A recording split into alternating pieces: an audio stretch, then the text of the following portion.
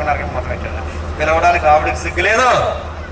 Next నేను అనకూడదు లేరు చెప్పండి. ఇటు దేవుడిని నమ్మి ఇటు మూఢనమ్మకాలు నమ్మే వాళ్ళు లేరు. ప్రార్థన చేస్తారు, బయటికి పోయి పూజలు చేస్తారు, దేవుడితో ప్రార్థన చేసుకుంటారు, బయటికి పోయి ముహూర్తాలు పెట్టించుకుంటారు. మళ్ళీ ఒక డొక్కిస్తాము ఏంటో చెప్పినా మీరు తెలిసి అంటున్నారు, తెలియకంటారు నాకు తెలియదు. కానీ నిజంగా వాళ్ళు తెలిసి తెలియకపోయినా కరెక్ట్గానే అన్నారండి. ఏమని తెలుసా? దేవుడికి పెట్టేది దేవుడికి పెట్టాలి, మీరు పెట్టేది దయ్యానికే. దేవుడికి పెట్టేది దేవుడికి పెట్టాలి చెప్పండి.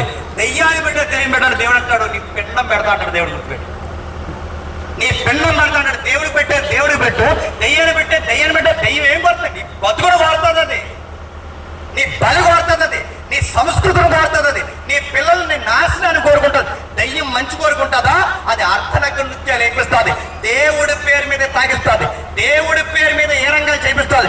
దయ్యం చేసే పనులు చెప్పిన విష సంస్కృతికి నాంది పలుకుతుంది, భయంకరమైన పనులు చేపిస్తుంది. దేవుడు సంస్కృతిని పాడు చేయడు, సంస్కృతిని కడతాడు. ఈడు నైతికతను పాడు చేస్తాడు, ఆడు దేవుడిగానే వస్తాడు. ఎన్టీ రామారావు గారు రాజకీయాలు చేస్తున్నప్పుడు ఆయన రాజకీయాల్లో ఒక సామెత వాడేవాడు, ఈ పెద్దలు తెలుస్తుంది. ఆ ఎన్టీ రామారావు గారు రాజకీయాల్లో వాడే సామెత చెప్పిన దొంగోడే పరిగెట్టి పరిగెట్టి జనాల్లో కలిసిపోయి ఆడు అన్నాడట దొంగలు పట్టుకుంటాడు. పెద్ద అనేవాడిగా దొంగ